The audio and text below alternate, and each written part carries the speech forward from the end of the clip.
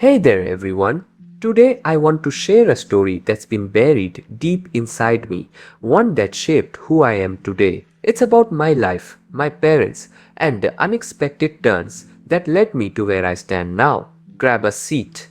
It's a wild ride. So, let's start at the beginning. My name is Alex, and I was an unplanned child. My parents, Sarah and Mark, were young and in love, but when they found out about my existence, their world turned upside down. They were terrified. They even considered abortion, but my grandparents, my anchors, stepped in. They insisted that I deserved a chance. When I was born, instead of joy, there was a silence that hung heavily in the air. But my grandparents, oh, they showered me with love. For the first 10 years of my life, my parents treated me well. They took me on walks, told me stories, and made me feel special. Things took a turn when I hit my teenage years. My parents started to distance themselves, their smiles replaced with scowls. I was still the same Alex, but suddenly I was a burden. Little things would set them off. I remember one time I spilled my juice during breakfast, and my dad yelled like I had committed a crime. The warmth I once felt faded, leaving behind a chasm of neglect. My grandparents were always there though. They would hold me close, whispering words of comfort, reminding me that I was loved. But as fate would have it, when I turned 16, they were taken from me, victims of a tragic car accident. I felt so alone, like a ship lost at sea. Without them, I had no one to turn to. Fast forward to my 18th birthday. I thought, maybe, just maybe, it would be a day of celebration. Instead, my parents called me into the living room. My heart raced. I was hopeful, but it quickly plummeted when they announced that my time in their home was over. They said their duty was done, and they wanted to be free. I was in shock.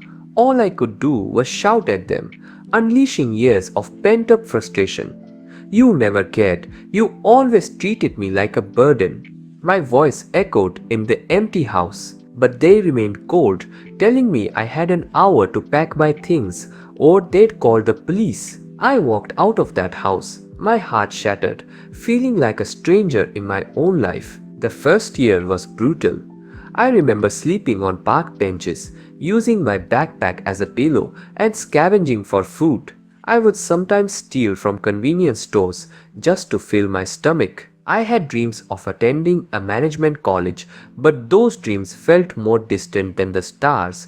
During those dark nights, I'd often cry myself to sleep, wondering why I was never enough for my parents. I didn't have anyone to turn to. The world felt heavy, and my heart was a knot of despair. Then one day, while sitting in a cafe, I met Mr. Jenkins, the owner of a small bakery. He saw me struggling and offered me a job. I couldn't believe it. I worked diligently, waking up at dawn to knead dough and serve customers. It was hard work, but it brought me joy and a sense of purpose. Slowly, I saved enough to rent a one-bedroom apartment. It wasn't much, but it was mine. I started dreaming again, this time not of college, but of building something meaningful. Over the next 5 years, Mr. Jenkins became a father figure to me. He didn't have any family, and when he decided to pass the bakery to me, I was overwhelmed with gratitude. With hard work and dedication, I expanded the business. Soon enough, we had several outlets across the city, and our bakery became famous for its unique pastries. I poured my heart into every loaf of bread, every cupcake, hoping to create a place that felt warm and welcoming, a stark contrast to the life I had known. Then one day, everything changed again. A local news crew came to interview me about my success. It aired on television, and my parents saw it. They walked into my bakery, looking out of place, like ghosts from a past I wanted to forget. "Alex, we need your help," my mother pleaded, her voice shaky. "We're in trouble." I felt a surge of anger. After years of neglect, they wanted my help. I refused, and my mother began to yell, calling me ungrateful. My father, furious, stormed out, only to return with a baseball bat. I was horrified, He started smashing my bakery's beautiful displays, and in a moment of panic, I reached for my phone to call the police. But he swung the bat at my hand, breaking it and sending my phone crashing to the ground. The staff tried to intervene, but it was chaos. Just when I thought it couldn't get worse, the sirens blared in the distance, and the police arrived to arrest my parents. A trial followed. I stood in that courtroom, feeling a mixture of anger and relief. My parents were sentenced to 10 years in prison, and I felt an unusual weight lift off my shoulders. It was a strange form of justice, but I was finally free from their hold. With time, I healed. I focused on my bakery, my passion, and the family I had built with my staff. My life was no longer defined by the shadows of my past.